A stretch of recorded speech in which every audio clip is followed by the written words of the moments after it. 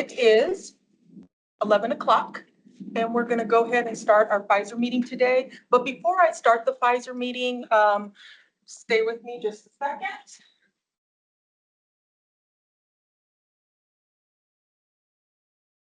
I want to say Cindy is retiring, and she has been doing all the Pfizer committee notes for me and for the Pfizer committee. We appreciate your service, your dedication, not only to the city, but also to the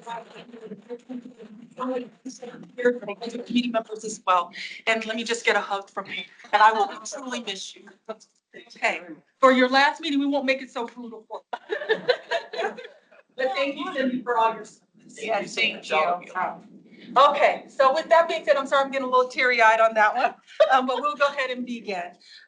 We have no consent items, approval of the minutes, Councilmember Jurinsky. I was at the meeting, but okay, we'll go ahead and approve the minutes. And then Lori, hi, how are you? Going to give us our federal update. Hi, good afternoon, everyone. Nice to see all of you. A lot has been happening in DC over the past few weeks. The Senate has been very busy on confirming the president's nominees. DOT Secretary was confirmed, Department of Interior, EPA last week, and an OMB was confirmed today, Russ Boyd. So they, many of these nominees have gone through by a bipartisan vote, which is great. Right now, the Senate has begun work on a budget resolution, and this is what y'all heard in the press called the reconciliation package. So they're planning, it just came out about 15-20 minutes ago. So they're planning to put additional funding into some immigration and defense policies, and they're going to cut some Department of Energy, Inflation Reduction Act, funds to help pay for these programs. Like I said, it just came out 15 minutes ago, so I'm still reading through it. It's really long. There have been a number of executive orders also issued over the past few weeks. I've been trying to keep Liz posted on. And then as the nominees have been coming in, they've been issuing memos, and DOT Secretary issued a memo last week outlining his priorities for federal grants.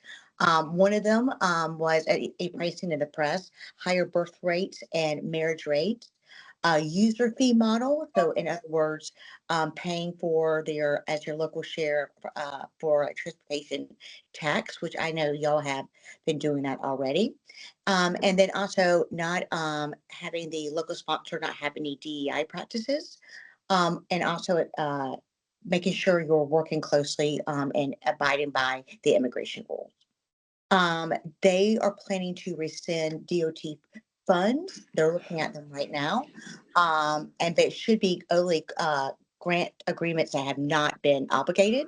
And if local sponsors should have these policies in place. But I've talked to your team, your public works team have done a great job of closing out their DOT grants. So that's great news. So that was a lot to share in a little bit of time, but just want to make sure to see if you have any questions. Councilmember Jurinsky, is Councilmember Hancock on? Okay.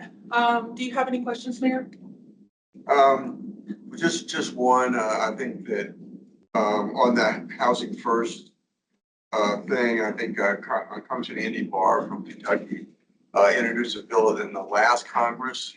Yes. And I don't know if it's good, but it does take legislation. Apparently, I guess there's a statute. So I've tried to reach out to his office to get a status of whether he's going to do anything in this Congress, or I don't think if he's done it. I just Google search and couldn't find anything.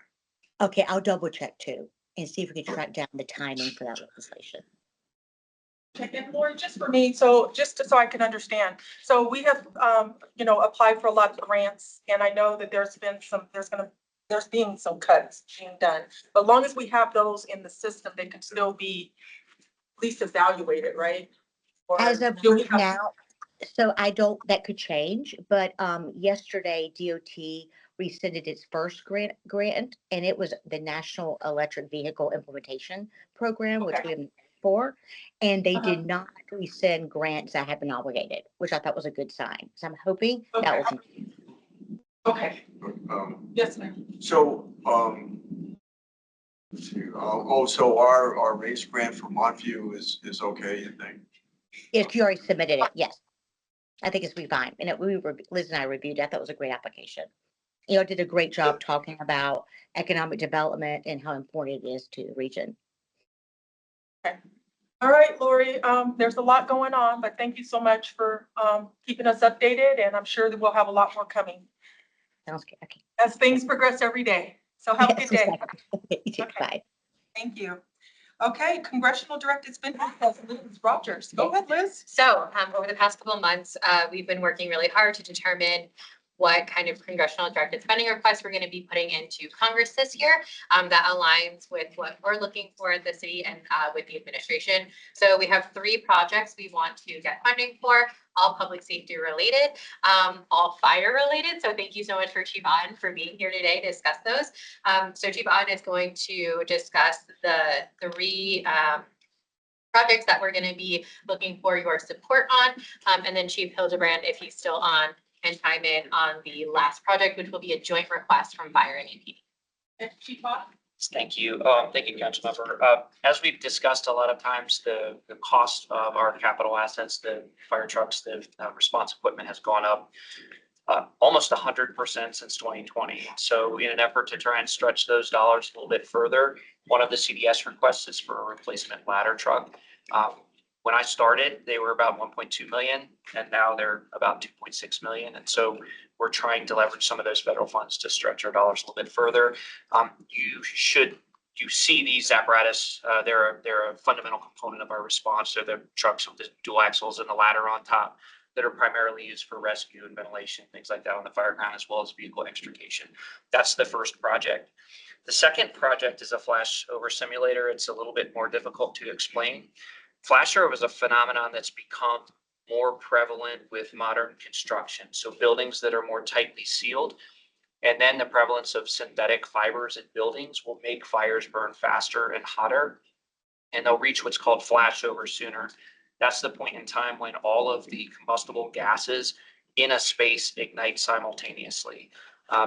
Firefighters typically don't survive if they're inside a room that has a flashover. And so it's really important for us to be able to simulate that experience in a controlled environment so that they can recognize the indicators, rollover, a rapid increase in temperature, and then what it looks like when it actually happens, and then some life-saving measures that they can take to save themselves.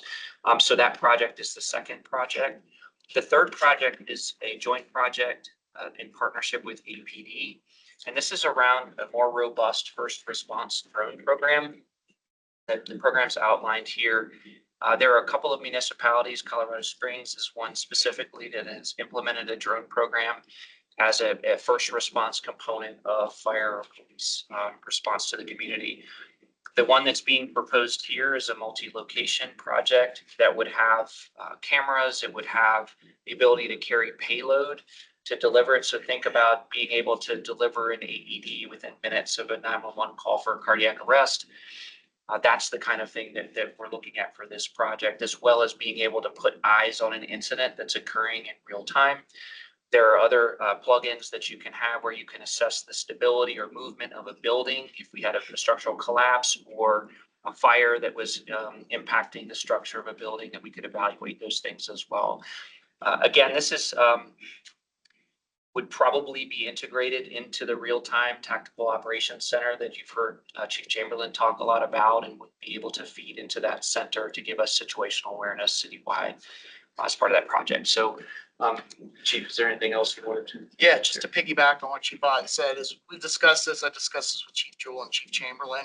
We're building up our drone capabilities, all the way from being able to deploy them on tactical situations with users, all the way to hopefully first responder type capabilities where they're, as soon as a call comes in, they'll be able to deploy out to the scene and get an overview of that. So this kind of just continues that, and then helps us have a relationship between PD and fire to kind of marry our capabilities together and start to work together, because there's so much overlap with what, just not from a law enforcement side, but also from the fire safety side and medical side. So we both agree. I think this would be a good step forward for both of us. And technology is, the more you can exploit it, the more you can use it, the more it makes our response times lower, and we can get the right resources to the scene and the right equipment there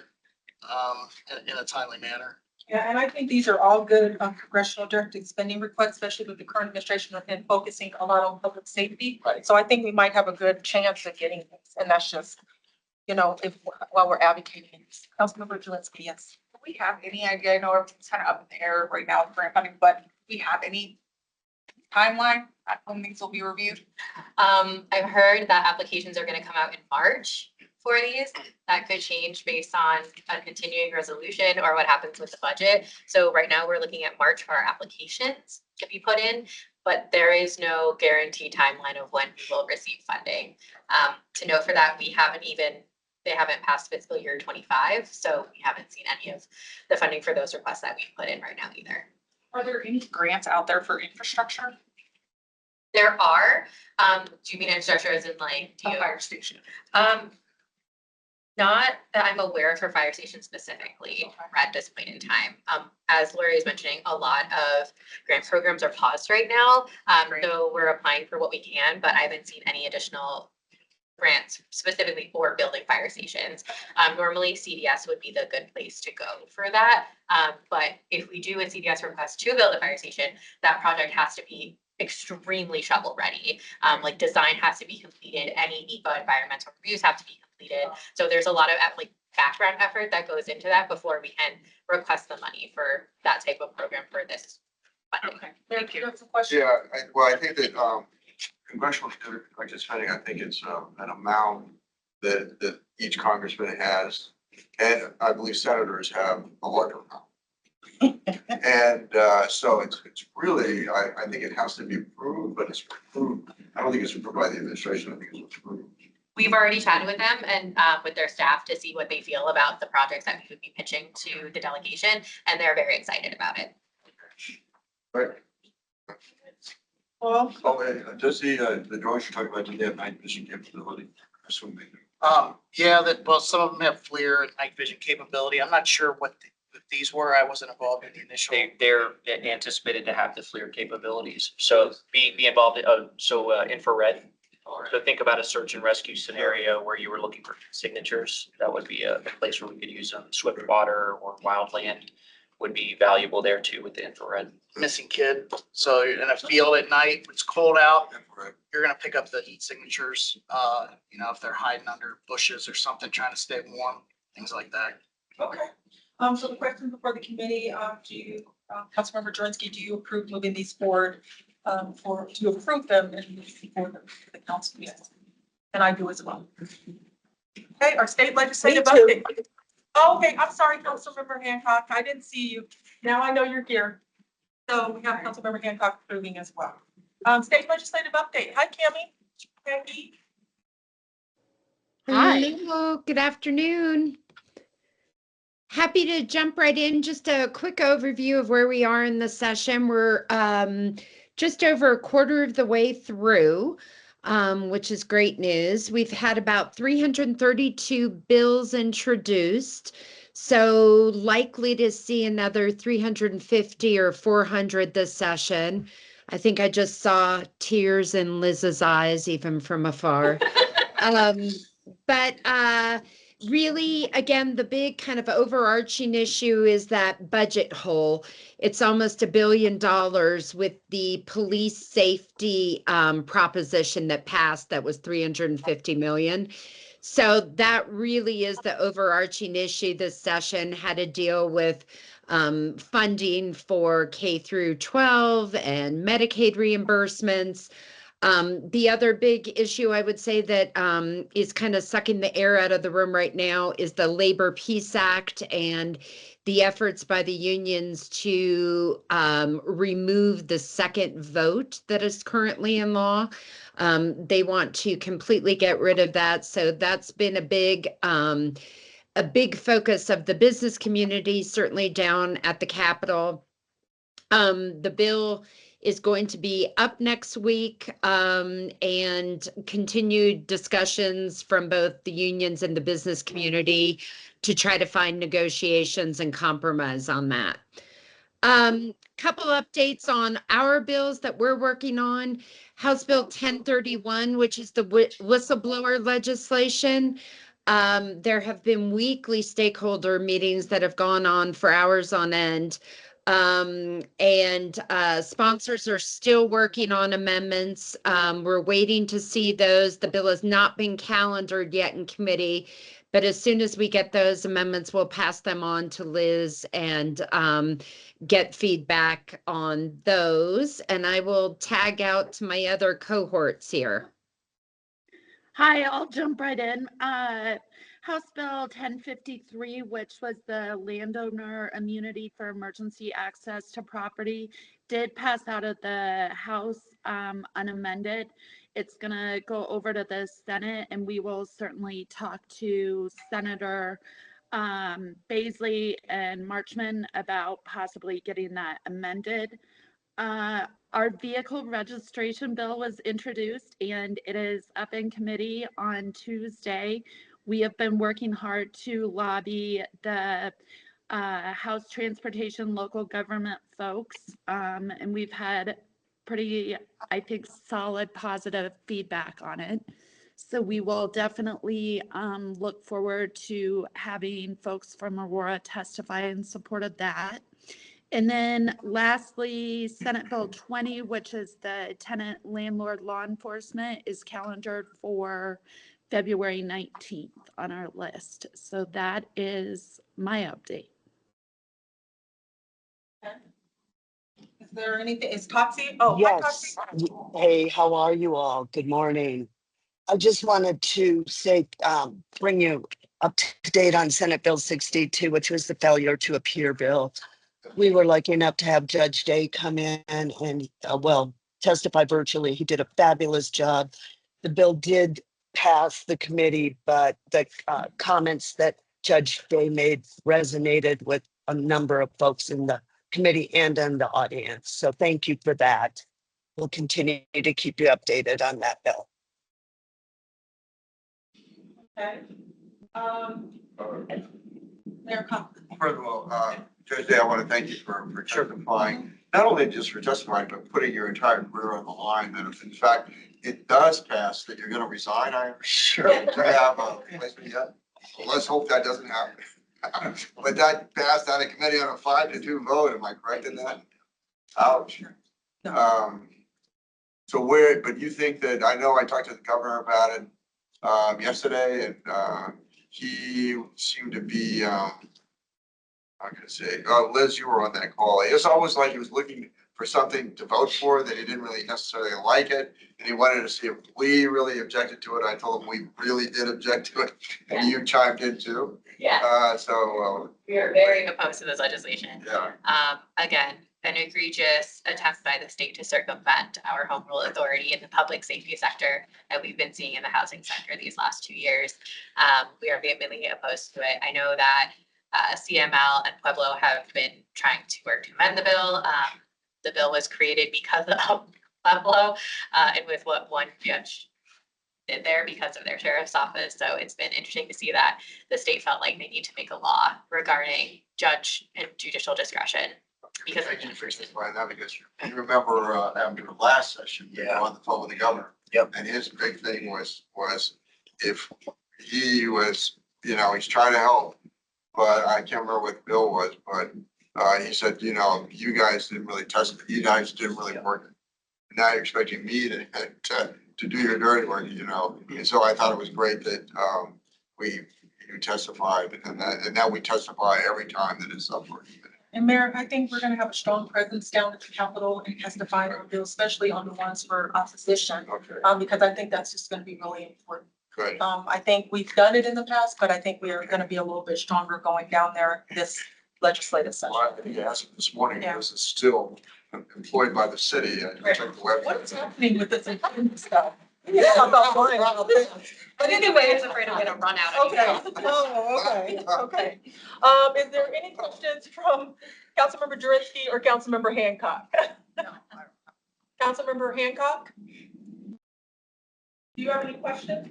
No questions from me. Thank you. Okay, and I do want to say that I did speak to Representative Hamrick. We had a good conversation. So we talked about the vehicle bill and also the military one as well. So I told her my appreciation for that. So we had a good conversation. Okay. Thank you. So now we're going to go into, this is going to be Liz, our state legislative position. Yes, we have several to get through today. All right. There are some things I'm really excited about, some things that I'm dreading, so let's get started. The All right, first let's bill go. is House Bill, it was on page 10, just so everyone's aware. The bill is House Bill 251146, juvenile detention bed cap. So essentially, this bill would appropriate funding to increase the juvenile bed cap to 254 beds. And it also would set a percentage increase based on population of the juvenile detention average population, so it will increase for that as well. So this is very much in line with our priorities of addressing juvenile beds. So we are recommending a support position for this legislation. Okay, is there any questions from the committee, and do you support the position of the city to support? Councilmember Hancock, Councilmember Jurinsky. I definitely support. I support only because this is on the table. Overall, I do not support a juvenile bed cap of any kind in the state, but I don't either. if this is the best we have and before us, then I support 256, the most arbitrary number on the planet. And then, Councilmember Jurinsky, I understand that, and we're, I think we got to continue this effort, but a win is a win and whatever we can take. So, Got 40 beds. well, We're going. we got something. All right. All right. All right. I support it as well. Next bill is House Bill 251141, gift card and retail property crime penalties. So this would require a state court to sentence a person convicted of burglary, robbery, theft, related property crime, who is convicted of like 2 or more of those for additional sentencing guidelines. I believe this bill has come out of the Retail Council. So staff is recommending to support this bill as theft and retail theft continue to be a pervasive problem in our city. And this bill it is in line with the policy objectives of our retail strategy. Any questions from the committee, Mayor? Councilmember Hancock and Councilmember Jurinsky, do you support the recommendation of support? Is this the one that is sponsored by Brady Bradley? Yeah. Yeah, so this is the one that I'll be going down to testify on. This is the one that I worked with state legislatures to bring forward. Wonderful. So I strongly support this and I will personally be down testifying. Okay, can you make sure that you kind of, coordinate with Liz? Yeah. When you're Will gonna you- go down will there you and let me testify? know? Will you? Yeah, absolutely. We're gonna. I'm sure Brandon will too. Yes. I'm sure Representative Bradley will as well, but. just Okay, keep so me we're gonna posted. have you to testify on this. Here it comes down. Okay, do you support the Yes. Okay, I support too. Councilmember Hancock. Councilmember Hancock. Okay, we'll move forward. I supported and Councilmember Jurinsky. The next bill, we're looking at an amend position for Senate Bill 25077, modifications to the Colorado Open Records Act.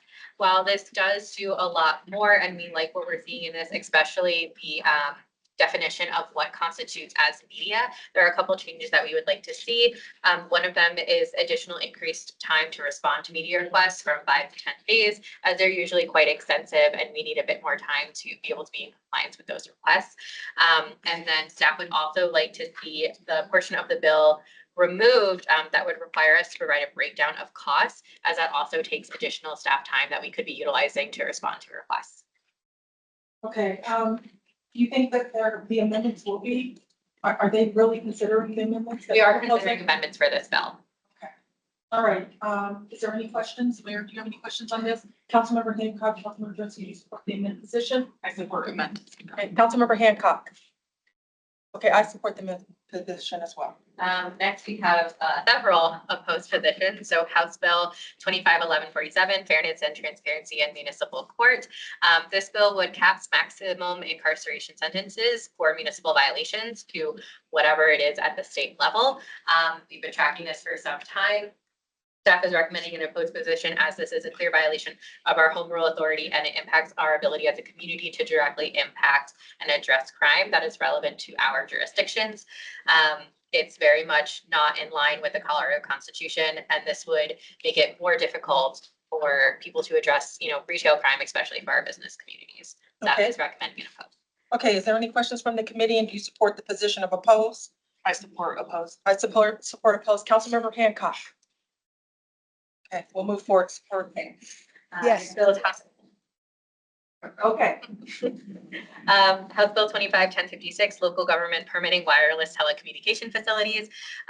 So this bill would require that an application by a telecom provider be submitted and approved within a certain amount of time frame, which circumvents our home rule ability to address right-of-way use on our legislation. It's also overly broad. It infringes on our home rule authority again, and it poses fixed timeframes where we have to consider permit applications. Okay, so, Staff is recommending to oppose. okay, I'm gonna ask something on this one. Can I just speak on this one really quick? Yeah. Talking to some stakeholders on this one. And I obviously believe in home rule authority, and I want to hear some of have a discussion here. So there's going to be some amendments that are going to be proposed by the stakeholder groups. So that would basically say, and I'm just going to kind of read what I got.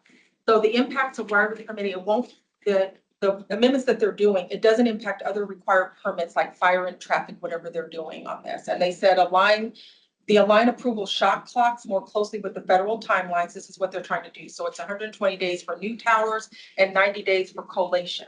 For improvements that do not have substantial changes defined by the FEC, notice must be given to the local government. And then what I think is really big about this, and from what I learned from the stakeholders that I talked to about this, is that this is a bipartisan bill.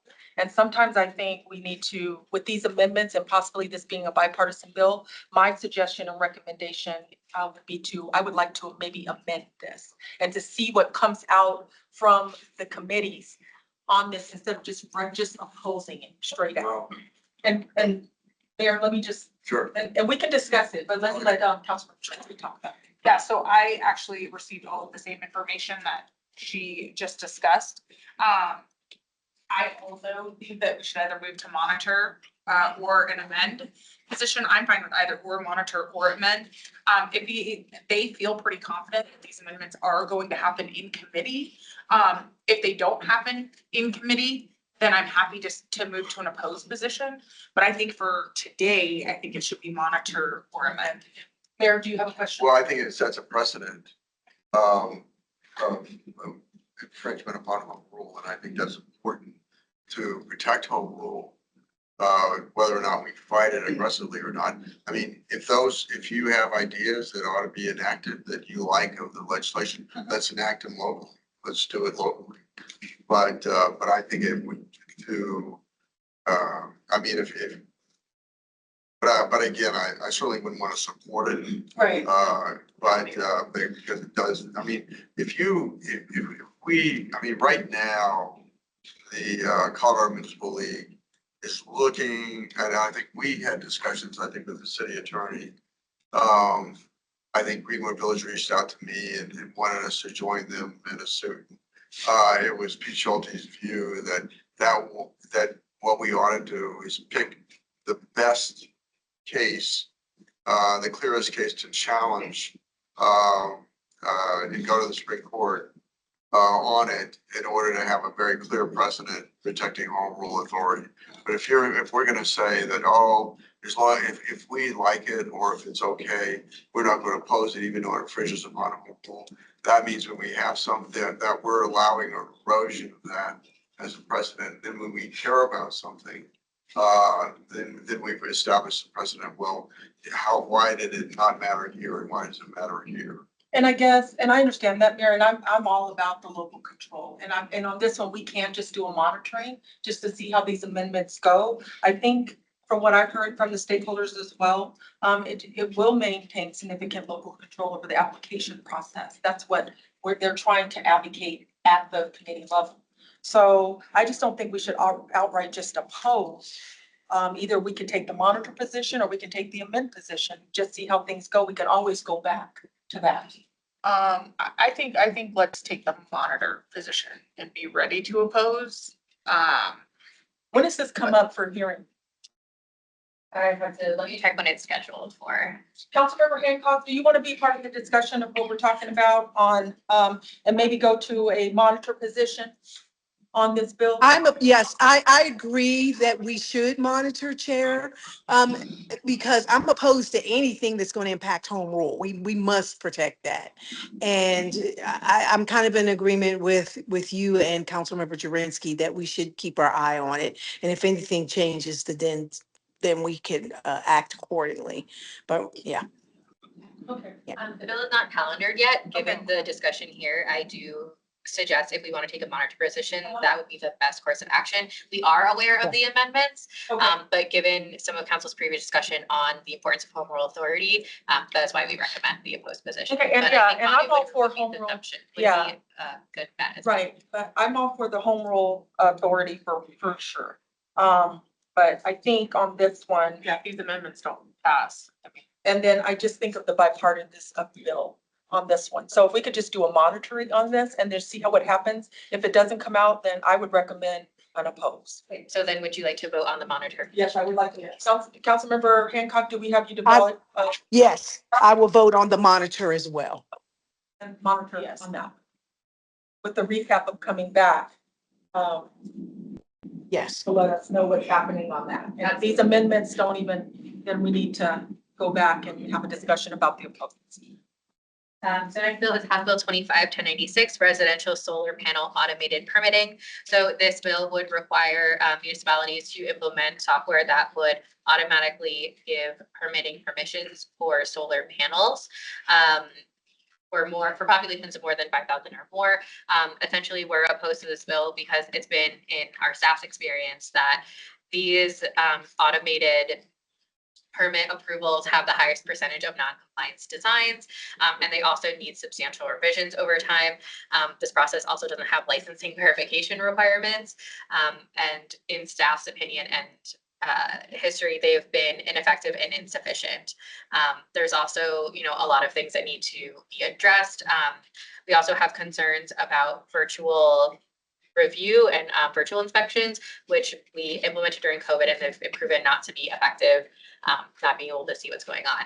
In addition, the software also doesn't account for wind impacts on solar panels, which is something that we need to consider as it can pose a significant safety risk if solar panels are blown off roofs. So for those reasons, staff is recommending an opposed position. Is there any questions from the committee? Mayor, do you have any questions? Okay, Councilmember Hancock, do you support the position of opposed? Councilmember Jurinsky? I do. I do as well. Yeah. Next bill is House Bill 25-1169, housing developments on faith and educational land.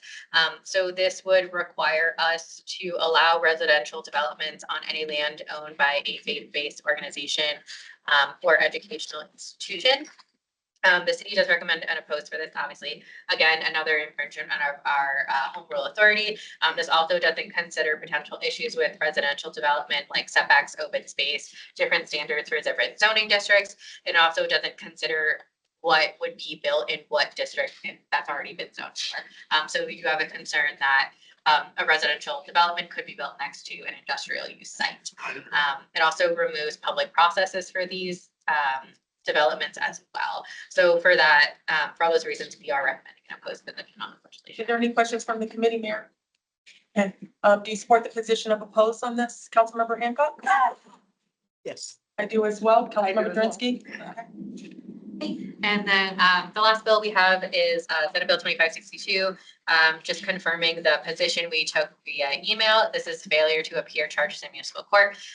This was an opposed position that everyone had in the committee received an email on to oppose. It was voted to unanimously oppose this legislation. Any questions from the committee? Do you support the position of opposed? I support. Mayor, do you have questions? I support as well. I support as well. That is the last bill. Thank you all so much. Okay, water update. Happy. I do not have any new items for you today. Okay. A couple of quick updates.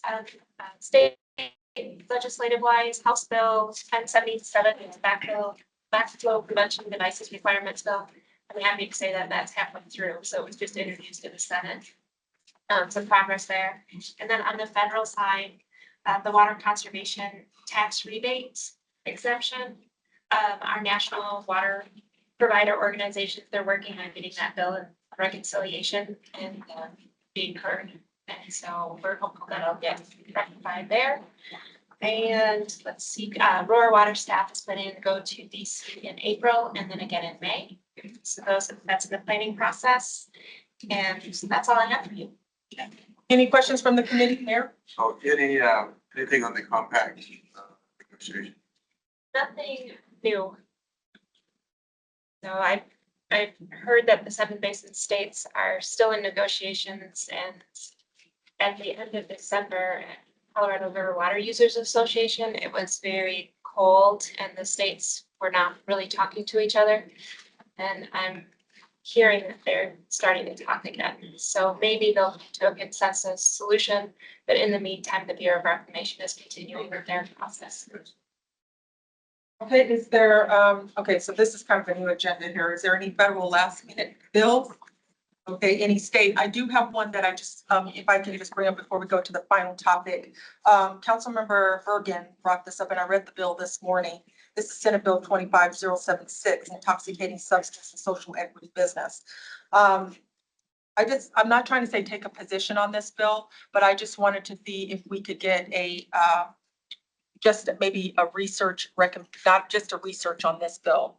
This bill, as you know, I mean, for me, reading it this morning, definitely what we're doing with youth violence, mental health with the kids.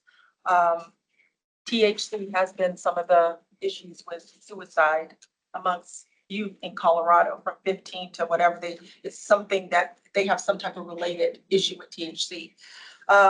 This bill, I guess, reading it this morning, and I know that the marijuana industry will probably be opposed to it, probably their lobbyists, because it requires the labeling of regulated marijuana products to include the amount of THC per package. But I know where it's gonna, the individual who can buy the product has to be 25 years of age or younger. They have to limit those size. So I know that's where there's gonna be an issue, but I just wanna see from city staff, looking at maybe the youth violence prevention save about this, and also from, maybe Trevor's department to see where there's any kind of connection and also what the impacts could be about this. And I definitely know that the marijuana lobbyists, if we did take some type of position, they will definitely lobby heavy our city council. But I think this is something, reading the bill, and I read most of the bill this morning. I think it would be something that I would like to just have a research and consideration. Here. Yeah, I didn't know that. So there's no requirement to have a THC level on, what do they call it? Packaging for The packaging, yeah, for, I guess, with the consumables, whatever you call them. Because what I read from this bill, Mayor, just the summary, it's adding legal requirements for marijuana and natural medicine, requiring the Marijuana Enforcement Division to seek the assistance of the Department of Public Health and Environment when adopting certain rules and setting limits on serving size and packaging size of inhaled marijuana, limiting the marijuana products that can be sold to an individual who is 25 years of age or younger. I think I know that that's going to be challenged. Go ahead. Yeah, I'm not gonna support that. Okay, I understand. I don't even, I hadn't heard about this either, and I don't understand so if someone's 26. I'm not, Councilmember Jurinsky, I'm not asking We to need pick more up, information. I'm just asking for this committee just to get some more information and just to see Yeah. how this is, and I'm not asking to take a position. So is We've that? already evaluated this bill, Okay. actually, so I do have some Oh, information, yeah. Okay. So we evaluated this bill, so essentially, it is looking at a public health concern according to, the goals of this legislation. So there are, as Councilmember Lawson mentioned, several packaging and label requirements, and it would prohibit the sale of marijuana with a potency higher than 10% THC to anyone 25 years of age or under. From what we've been looking at this for right now, we're just monitoring this internally for any changes. Okay. But we didn't anticipate doing a position on this legislation. If that's the case, we can bring it back for our next meeting. But that's kind of where we are in the city on that. It doesn't impact us as in our processes. Okay, as long as we're monitoring, but I just think it's kind of important reading the bill. Like I said, reading the Gazette The Gazette had an article, and 43% of the Colorado teens, 15 to 19-year-olds die by suicide. And they have a marijuana, some type of psychoactive ingredient from THC. most of the time in that. So that's just what I was reading. Me being probably with the youth violence stuff, I just thought it would be something, but I'm glad we're monitoring it. So I will let Councilmember Bergen know that as well, but I just wanted to bring that up to the committee. And I'm just saying, for me, if we did take a real position, I would be in support of this. So, because I think for our youth especially, so. Okay, with that being said on that, miscellaneous matters for consideration. Liz or George? I was drafted. Okay, we got you. I was approached by Katie last week. I think it was last week, maybe the week before, about the agenda. And I didn't have, I mean, legally, there's no problem with the way the agenda is now, or with this current version or the way it was before. She wanted more transparency, and I had no problem legally with that, but I advocated for you to have the last minute bill, the 2 sections, to kind of cover what happened at the last meeting with the FDA bill to come up, to give you all flexibility to talk about it like you just did there with the bill on the THC. So that's why that came up. And then going in line with what I had said last time, I continue to support the way you all voted or gave Liz guidance in an email. I don't believe necessarily that it's an official action of the city council when you're stating your position on a bill, but not even getting into that, I'm okay moving forward with that advice so that you can move forward quicker than waiting till the next meeting or calling an emergency meeting of this group so you can just meet on one bill. Okay, the only thing I just have a question on, just in particular, because I've been chairing this, I probably shouldn't say this, for 9 years. We'll probably try to be in the chair. But we never had really an issue. Like, I'm fine with the transparency and how this agenda is laid out. But I guess for me, what I was kind of having the question about is, we've been chairing this, we've been very transparent. I don't think we've been trying to hide anything on this committee. I'm wondering, other committees who are gonna have to take, some voting, are they gonna have to do this? So I guess for me, it just seemed like from that last meeting, because Judge Day brought up that issue, this is why we're having to do this. So did someone complain? Were we gonna be caught in some type of legal legislation that we're not transparent on this Pfizer committee?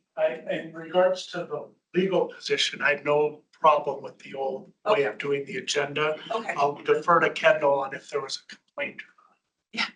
So, No, I think what's happening is that we're just realizing for consistency's sake, number one, everything is done specifically in eScribe. So it's being done different than all the other policy committees, Okay. number one. Number two is just making sure that we're listing everything, that we're going to be chatting about, what you're going to be voting on a position for in eScribe on the agenda. So it's just a matter of consistency's sake, making sure that we're being consistent across the board. So other committees will have to do this as well? I think that other committees are doing. Oh, they this as are, well, yeah. but we were doing it. Okay, that's a good explanation for me. So I just wanted to know if something happened, because again, we've been doing it the same way. Okay, yes. So with that being said, is there any other miscellaneous items? Nobody? Okay, so our Councilmember Hancock? Anything? She's not there. So our next meeting will be virtual. I'm here, nothing for me. Oh, okay, nothing for me, okay. So our next meeting will be on February 21st. It will be virtual. And with that being said, thank you, everybody. Thank you. And happy retirement. Thank you. Thanks.